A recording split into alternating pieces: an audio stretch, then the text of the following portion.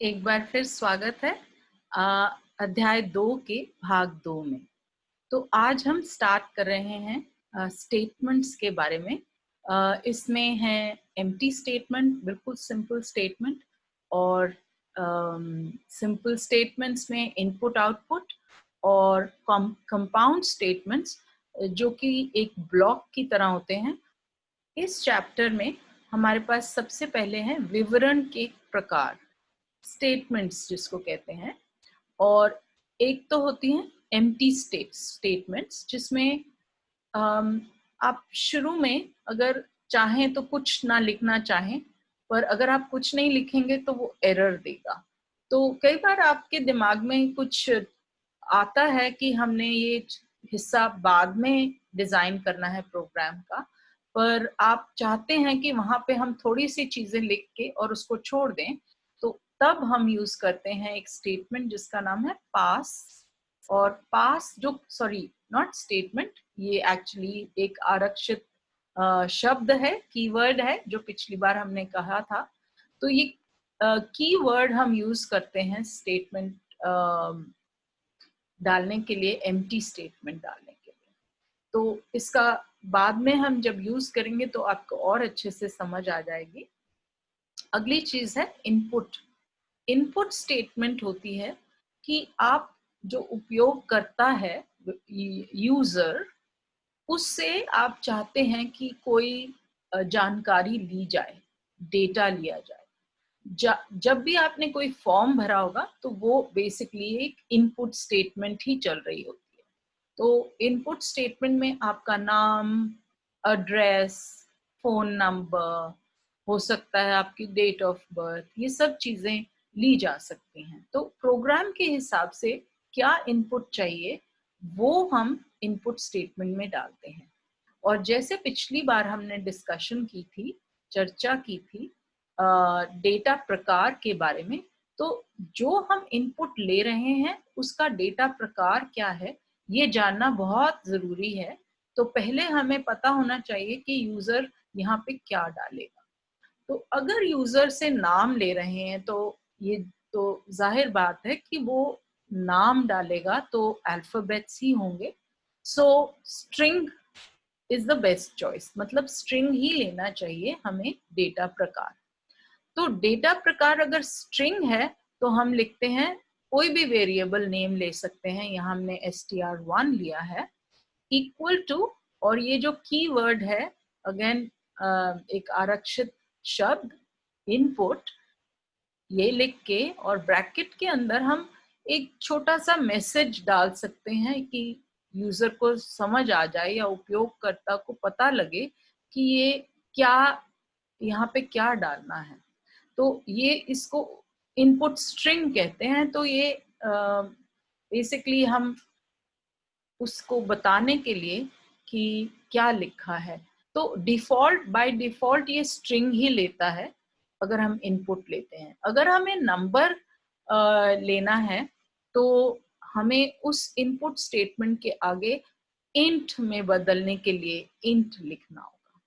अगर हमने दशमलव वाला कोई वेरिएबल बनाना है तो इनपुट के आगे फ्लोट लिखना होगा। तो जैसे हम पहले हम पिछली बार एग्जाम्पल में देख चुके हैं कि इंट में बदलने के लिए इंट लिखते हैं और ब्रैकेट में जो जिसको बदलना है उसको ब्रैकेट में डाल देते हैं। तो यहाँ पे पूरी इनपुट स्टेटमेंट को हम ब्रैकेट में डाल देते हैं, ऐसे ही फ्लोट और पूरी इनपुट स्टेटमेंट को फ्लोट के ब्रैकेट में डालते हैं। तो ये इनपुट लेने से आप यूजर से कोई डेटा ले सकते हैं, और अगर वो डेटा को आउटपुट करना है तो आपने आउटपुट स्टेटमेंट, प्रिंट स्टेटमेंट, जो कि हम काफी बार कर चुके हैं, तो प्रिंट स्टेटमेंट लेनी है। तो प्रिंट स्टेटमेंट में आप कई तरीके से लिख सकते हैं। आप वेरिएबल को लिख सकते हैं, वेरिएबल के साथ कोई टेक्स्ट देना चाहें उसको ज्यादा पठनीय, रीडेबल बनाने के लिए, तो वो भी दे सकते हैं। सो अगर आपके पास कुछ स्पेशल कैरेक्टर्स हैं, जैसे कि आप हेलो लिखना चाहते हैं कोट्स के अंदर, तो वो क्योंकि आप ऑलरेडी स्ट्रिंग में कोट्स होते हैं तो आप एक बैक स्लैश लगा के कोट्स भी लगा सकते हैं। तो जो बैक स्लैश है उसके अपनी यूज है।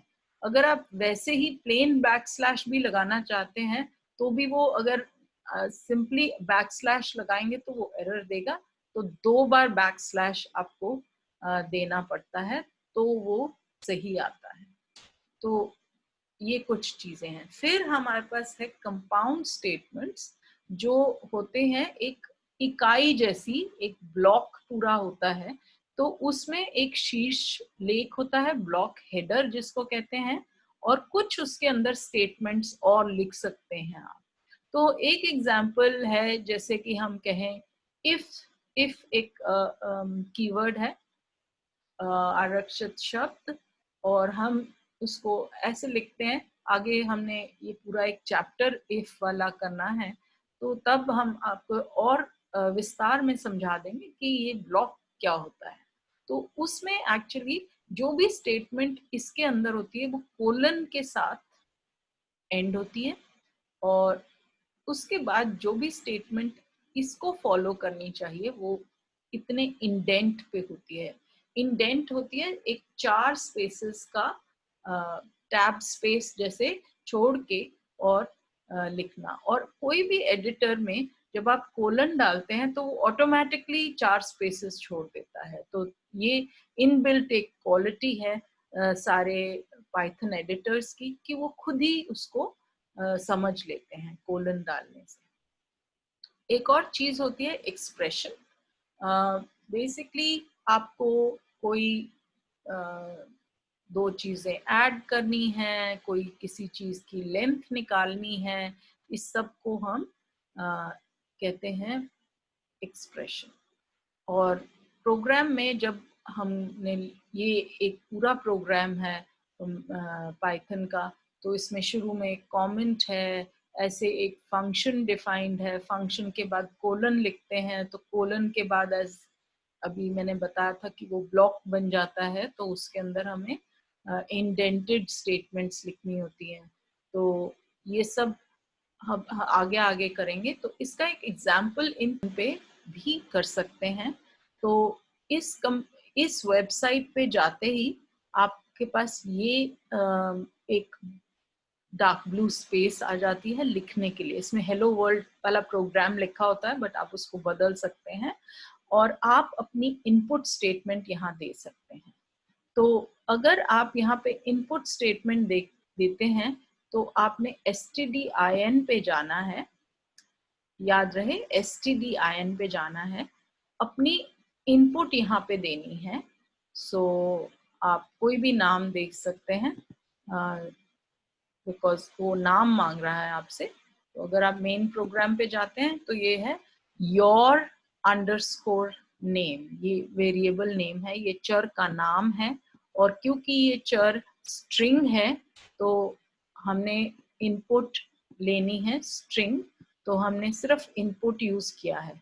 और यहाँ पे हम यूज कर रहे हैं \n, जो कि एक वाइट स्पेस कैरेक्टर है, जो मैंने आपको समझाया था कि अगर आप चाहते हैं कि वो अगली लाइन में चला जाए कर्सर, तो फिर वो \n देना ठीक रहता है। एज नंबर होने वाला है तो इंट लगाया है इनपुट से पहले। हाइट फ्लोट होने वाली है तो हमने फ्लोट लगाया है।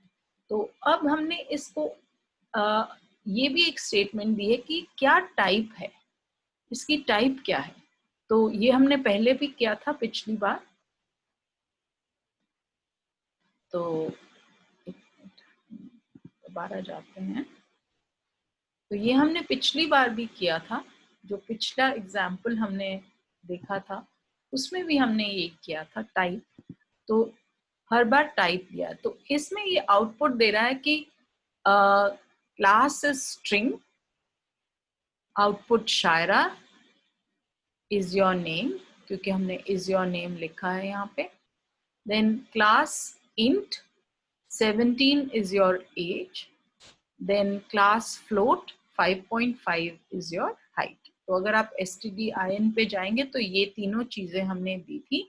तो पहला वाला वो कह रहा है वो स्ट्रिंग क्लास का है, second one is int, third one is 5.5 जो है वो फ्लोट है। तो ये एक छोटा सा एग्जाम्पल है, तो इसी के हिसाब से हम आगे भी एग्जाम्पल्स करेंगे। इनपुट आउटपुट तो बहुत बार आता रहेगा, तो I hope you understood this and you will try it out. अब हम नेक्स्ट जो चैप्टर शुरू करने वाले हैं वो कंट्रोल ऑफ फ्लो है, वेरी इंपॉर्टेंट। उसको भी हम 2 हिस्सों में करेंगे, क्योंकि उसमें बहुत सारे एग्जाम्पल्स हम देख लेंगे, तो और उन सब में इनपुट आउटपुट यूज होगा। इसलिए मैं इस पे अभी इतना लंबा लेक्चर नहीं दे रही हूँ, एग्जाम्पल्स नहीं दे रही हूँ, बिकॉज हम इसको दोबारा करेंगे जब हम कंट्रोल ऑफ फ्लो करेंगे। I hope you enjoyed this and you understood. धीरे धीरे चल रहे हैं, बट नेक्स्ट 2-3 चैप्टर्स बहुत इम्पोर्टेंट हैं, तो अगर हम अभी से ही बहुत तेज कर देंगे तो आपको वो समझ नहीं आएंगे। So take care of yourself and keep giving me a feedback. Thank you for watching.